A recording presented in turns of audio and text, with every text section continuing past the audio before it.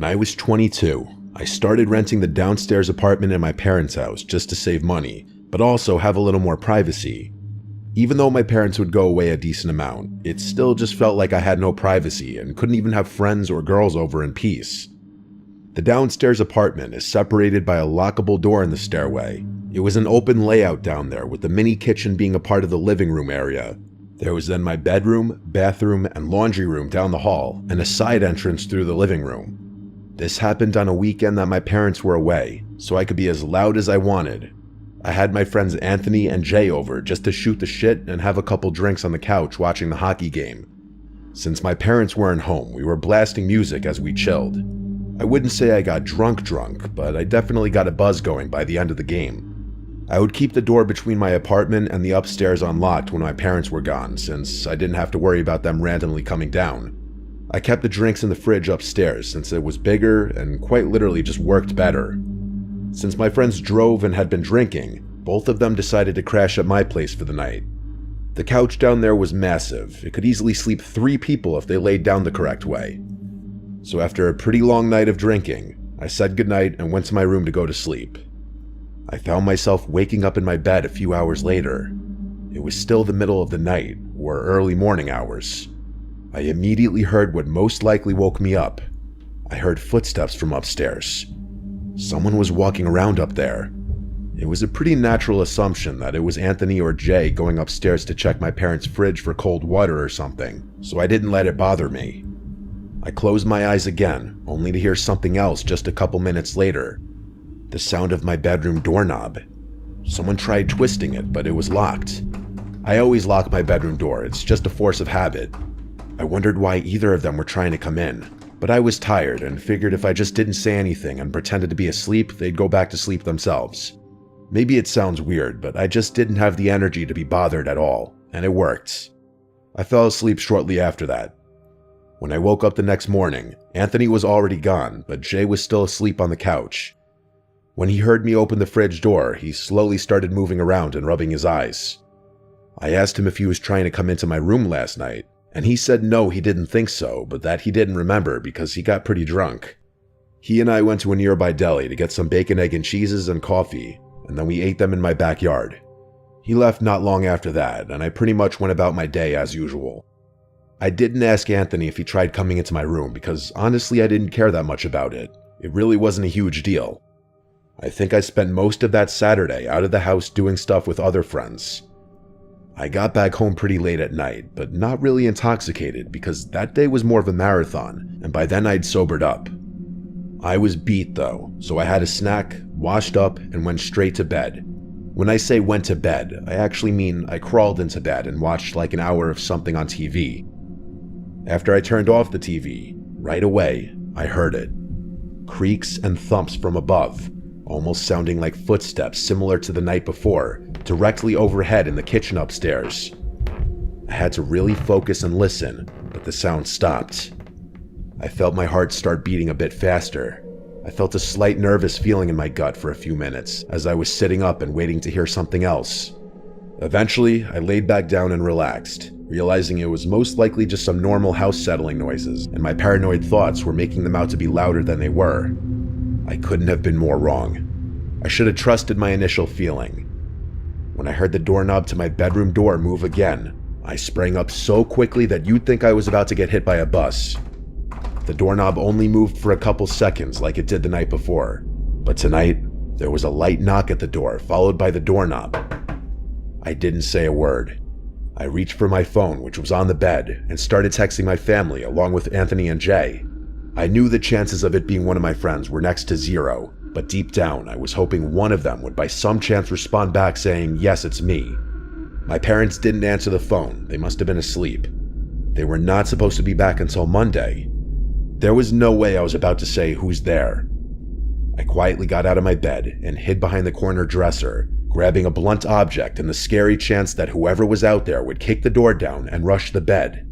I'm not kidding, I think 10 minutes went by and I didn't move from the spot, but there wasn't another set of knocks. I called 911 finally and whispered as quietly as I could while still being loud enough to hear. I waited on the line with a 911 operator until the police arrived. Since I didn't feel safe exiting the room, I asked the operator if she could tell the police to meet me at my bedroom window. Once an officer was outside my window, they gave it a tap and I went to open it. Thank God I was on the first floor. I handed him the key to the side door, and moments later I heard the entrance to my apartment open. It was only then that I left my bedroom and was greeted by 2 officers. I turned on all the lights. My apartment was small with not many places to hide, so the search down there was quick. Then we went up to the main floor of the house and searched it. Nothing. And then we got upstairs. I told the officers what each room was before they'd enter. It was when they entered my parents' room that I heard a commotion about 30 seconds later. I was outside in the hallway when I heard it. I took one peek into the room and saw 2 officers yelling at someone under my parents' bed. I felt a knot in my stomach. I was told to wait downstairs. It was minutes later that they were walking down a tall, dirty, scary-looking man in a sweatshirt and shorts.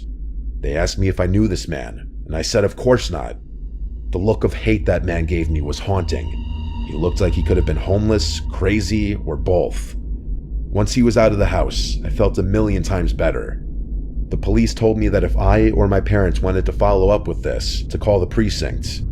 After they left, the first thing I did was text every family and friends group chat I had. Being that it was so late, only a few people responded. I called my parents first thing in the morning to explain what happened. They were of course in awe, as anyone would be, but because the man was homeless and nothing was apparently stolen, my parents didn't pursue any legal action. I feel like it's possible I left the front door unlocked that night Jay and Anthony came over, and he simply walked right in when we were blasting music. Or, a scarier thought, he could have been in the house for much longer than that, and we just never knew.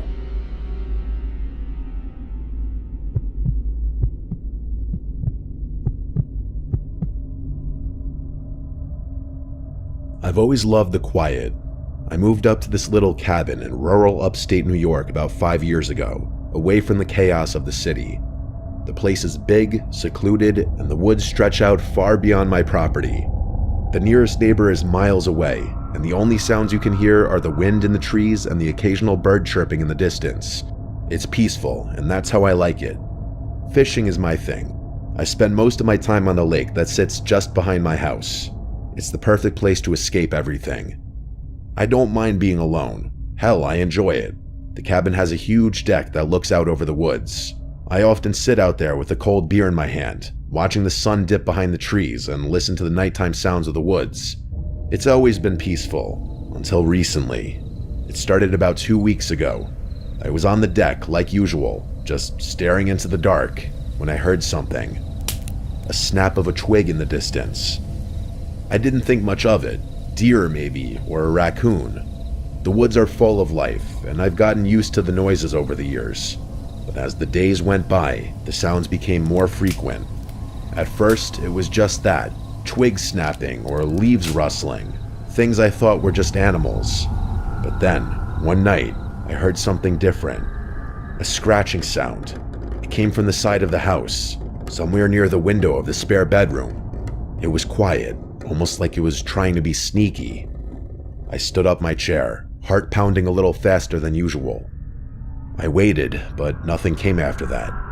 Probably just a squirrel, I told myself. But I didn't feel right. I decided to go inside and lock up for the night.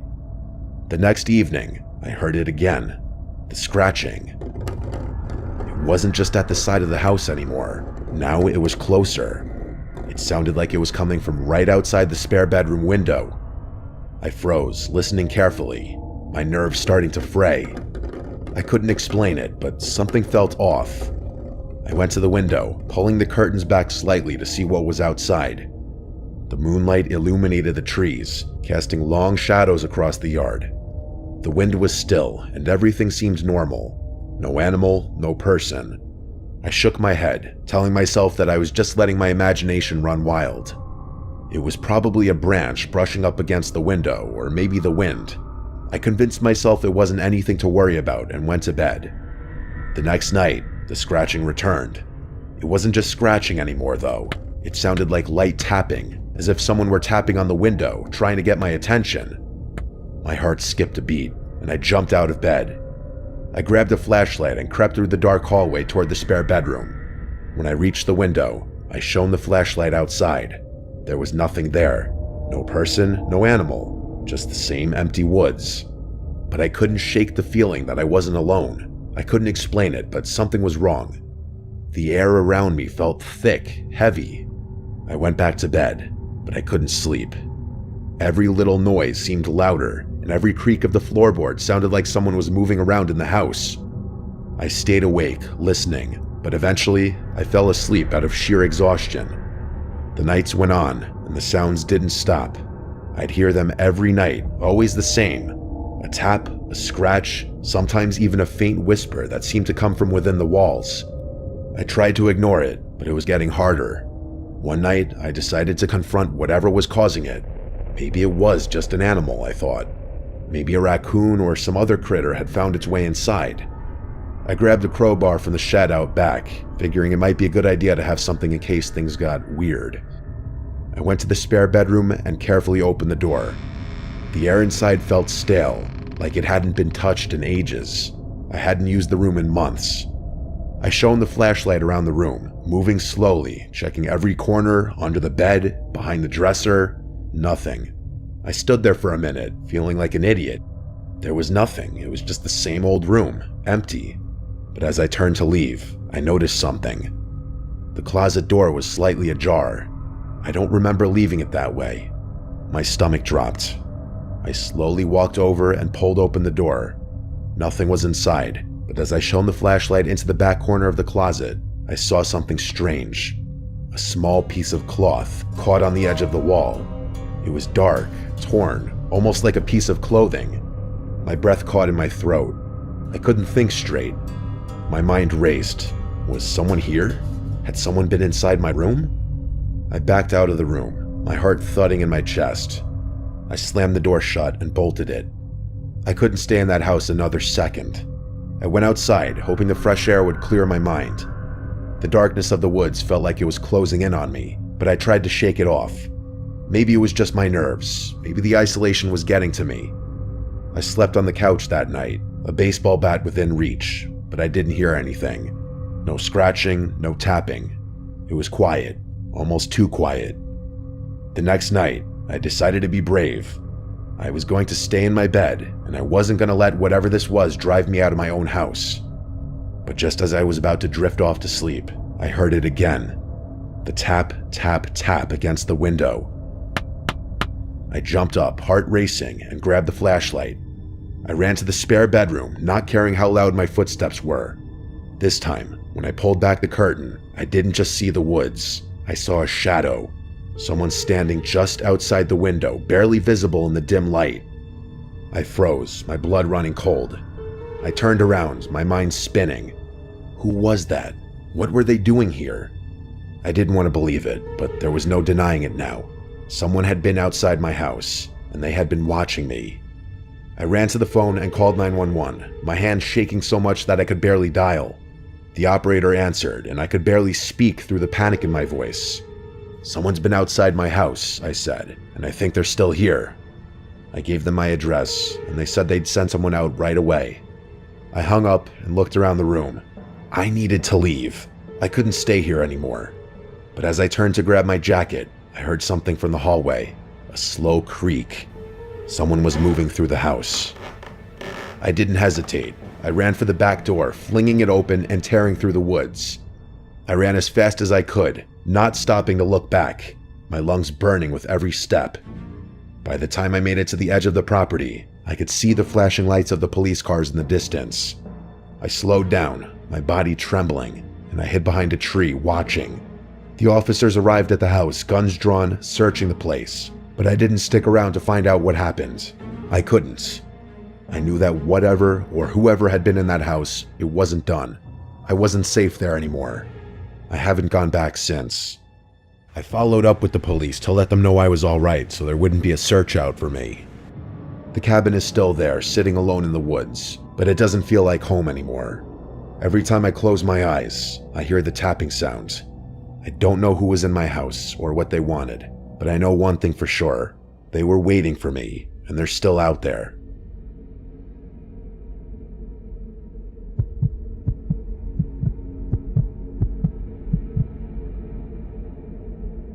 This happened when I was about 15 years old, back in 2008.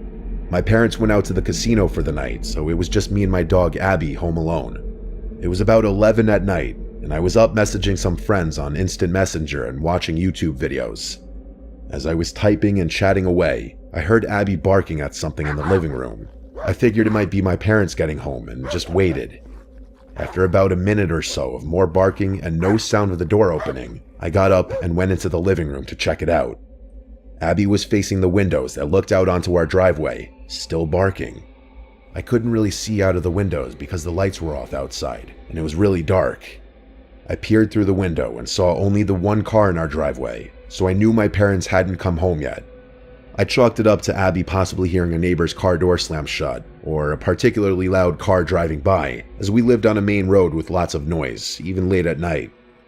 I went back to messaging my friends, but over the next 5 minutes, I kept feeling like I was hearing noises around my house. Abby would stop and start barking again at different intervals. I was about to get up to calm her down, when I could have sworn I heard a knock or a rustling sound at the living room door. I got up and slowly made my way back into the living room to look through the windows again. Nothing. I was starting to get a little nervous and was too scared to look into the peephole in case some crazy face was staring back at me.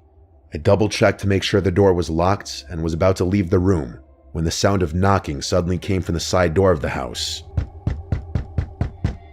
My heart fluttered. I didn't know what to think. Like, did my parents get locked out and they were trying to get in? Was someone trying to break in? Was there more than one person? I barely had time to register those thoughts when I heard the sound of the doorknob from downstairs being shimmied with, like someone was trying to open it. Our basement was essentially under the house, with the entrance being pretty hidden. To get to that door, you had to walk around the entire house into our backyard and go under the deck. You'd either need to already know the door was there, or be really determined to find a way in. Abby was whimpering and barking louder than ever, running from room to room trying to locate the threat. It felt like the whole house was surrounded. The noises from the basement grew louder, and it almost sounded like whoever it was had managed to get it open, because suddenly, the noise stopped. My heart sank. I stopped breathing, standing frozen in the silence, just waiting for the next sound. Then, quick as a whip, Abby flew down the stairs and started growling maniacally at whatever was down there. Abby was a good-natured black lab who had never hurt a fly, but in this moment, I had never heard her sound more threatening. It felt like I was frozen in place for minutes. Finally, my fight-or-flight instinct kicked in when I realized Abby had stopped barking and growling. I called her upstairs and locked the door inside the house that led to the basement. I grabbed the home phone because I didn't have a cell phone yet and ran with Abby into the closet in my parents' room, where one of the guns we owned was stored. I sat there, armed and ready, about to call 911, when I suddenly heard the front door open. Abby sprinted out. I yelled no after her, but then heard the sound of my parents' voices. I ran into the living room to see them petting Abby and looking at me strangely. I spent the next several minutes recounting the events of the night to my parents. My mom was horrified, and my dad spent the next hour searching every corner of the house inside and out with his gun in hand. We didn't find anything, and I didn't sleep that night. The next afternoon, there was a knock at the front door. My heart immediately skipped a beat, and I instinctively darted into another room. My dad opened the door to find my Uncle Pete standing there with an envelope in his hand. Uncle Pete was a narcissistic creep, to say the least. He always mistreated my aunt and acted very weird around the kids and cousins at family parties. Nothing illegal as far as we knew, but he just had this way about him. You knew to try to avoid him. Growing up, I always felt a bit anxious whenever he talked to me. I can't remember anything specific he may have said, but his overall demeanor was unsettling. Even adults who spent too much time around him said he made them uncomfortable. I played softball, and his daughter, my cousin Kate, played in a league a few years below mine. I loved my cousin and always felt bad for her, having such a creepy dad, so I would often give her tips or help out her team with pitching and fielding lessons. My mom and I eavesdropped from another room and overheard Uncle Pete say something like, "I tried to stop by last night to drop it off, but no one was home, I guess." I couldn't hear much else, but shortly after, I heard my dad slam the door shut. My mom and I peeked out and asked what happened.